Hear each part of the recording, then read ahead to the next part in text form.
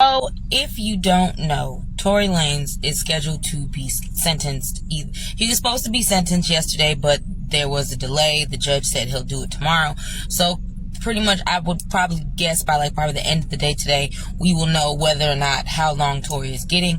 Personally, I'm rooting for anything. I'm rooting for anything that is above 10 years. I'm rooting for life in prison. I'm rooting for 20 years in prison. But 13 will also suffice just fine. That's what the prosecution is asking for.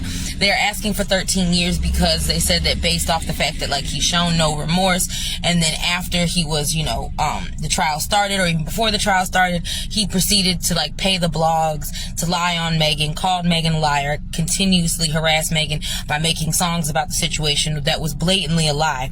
So the prosecution is asking for 13 years because his crimes were so egregious.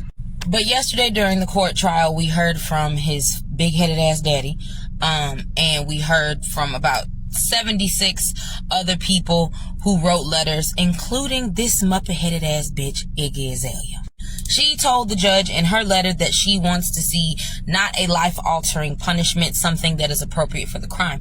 And if you want my personal opinion, I think life in prison or 13 years is more than appropriate. And I don't care if it's life-altering, because he altered Megan's life with what he did.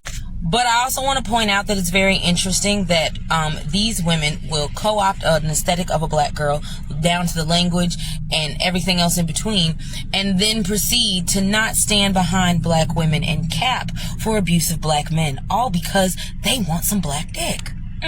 Tragic. And your music sucks, and I never liked you anyway, so you can go ahead and get out of here. Tory's daddy was in front of the judge talking about, I apologize for my outburst when you read the verdict that he was guilty.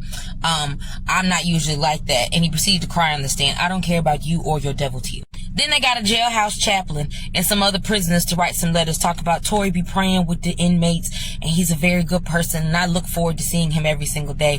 Again, people can be bought and paid for, and that is what you're seeing happen in real time. Now, this big-headed bastard told the judge, and this is the closest that we ever gonna get to him actually admitting that he did it, even though we know that he did it. Argue amongst yourselves. He said that, I'm not guilty, but if I am guilty, it's because of alcoholism and childhood trauma. Megan also wrote a letter to the judge. She did not come into court because she didn't want to see him protecting her mental health, and I understand that completely. But she basically just said that he ruined my life and didn't care about my mental peace, so I want the full punishment. She said, I want to see some punishment, and I agree.